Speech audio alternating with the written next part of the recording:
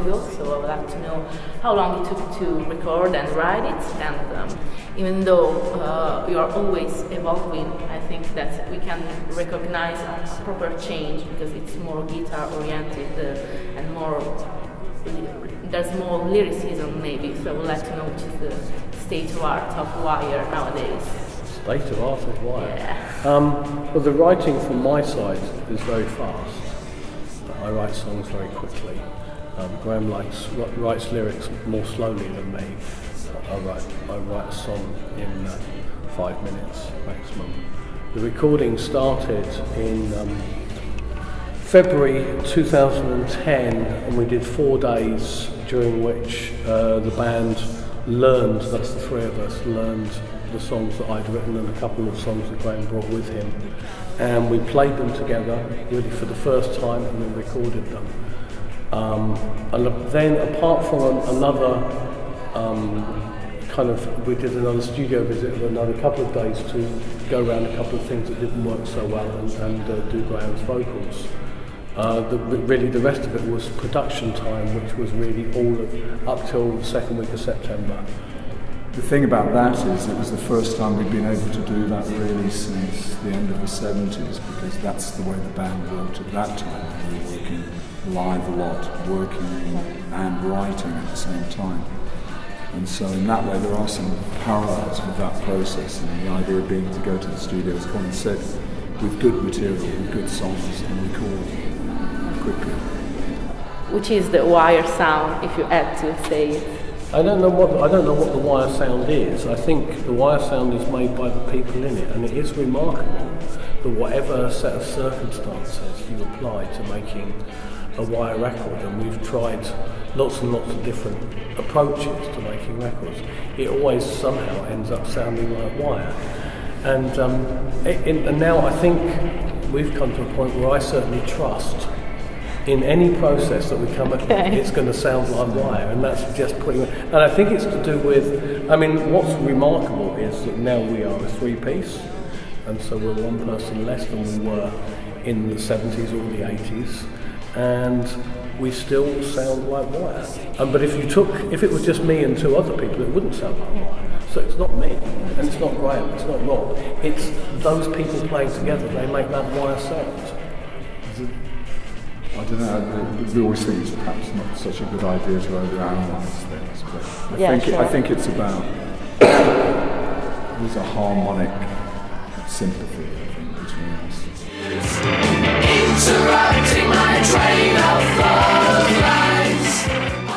The fact that you came from the art school, which kind of effects had on music and also on other things connected to the band, because I read something interesting about the promotion and the kind of live you played, so how it has influenced your music. Every member of every decent band that ever existed went home. The Beatles went to art school. You know, it's the Stones went to art school. I went to art school because I wanted to be in a band. But is there a kind of process that is reflected from art to music? Of course there is. Yeah, absolutely. Well, I mean, I was going to say, because the thing is, you have, say, all the artist friends that I have, they all would like to make music, and quite often it tends to be the people who make music want to make art, and I think that's will always be the case. But the thing with music is the most abstract of all, and I think that's why many artists would like to be involved with it. For me, coming from art school, as Colin said, we went to art school, I presumed that I'd be in a group. I mean, I presumed I would be.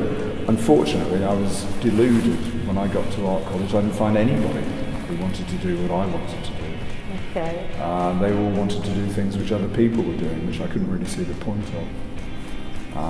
And I'd almost given up, actually, by the time I bumped into and met Bruce, who was, and met Colin, and they asked me along. But I think the thing that was really important was that we understood it was an opportunity to get involved with lots of different aspects of things which we were interested in, which was sleeve design, advertising, all of these things which were very, very, very small at that time. And it's hard to make people understand how undeveloped media was at that time. Yeah. And art as such in London was almost non-existent.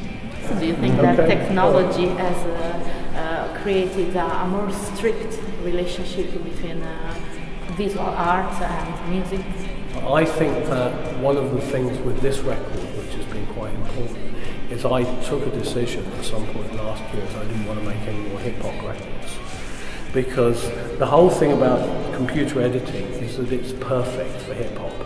The notion that hip-hop as an idea is that you take audio from different places and you assemble it. It's assemblage as opposed to an assemblage.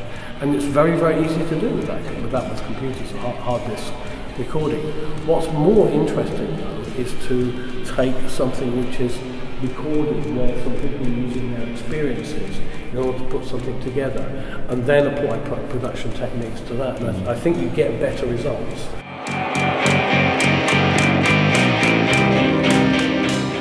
You play on stage with a laptop.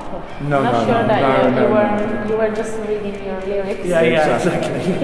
But the thing about it is it's... They told me, but I didn't believe it. That's true. I was doing it until my computer fell off the stage in Amsterdam and the screen smashed. Was that suicide? Yeah, no, I'm not doing that again. No, what I was going to say was that our interest has always been there. You know, with technology, it was why I would say probably our records were a cut above most people's records in the late 70s, because we chose to work with Mike Thorne. Mike Thorne had a great interest in the development of the newest technologies. Yeah, sure. 154 was, or maybe Chair Missing was the first that you put together. Well, you've got guitar synthesizers, you've got sequencing, all of these things, and we've never had any phobia about that. And we've always tried to integrate it into our work, sometimes more successfully than others. You know, in the 80s, it was a very difficult technology. They were difficult tools to work with. I think we've come around to this period of time, and as Colin said, we found an approach, and there's a...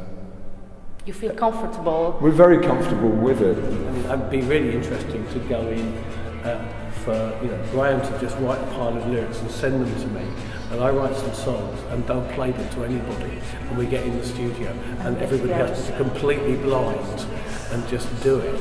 You know, that would be the next stage to do after. This is just what I'm thinking. Graham's thinking. What I'm thinking is no pressure on me. No pressure. Yeah. We've always had to change the process, and I think that refers back again to your question about art school.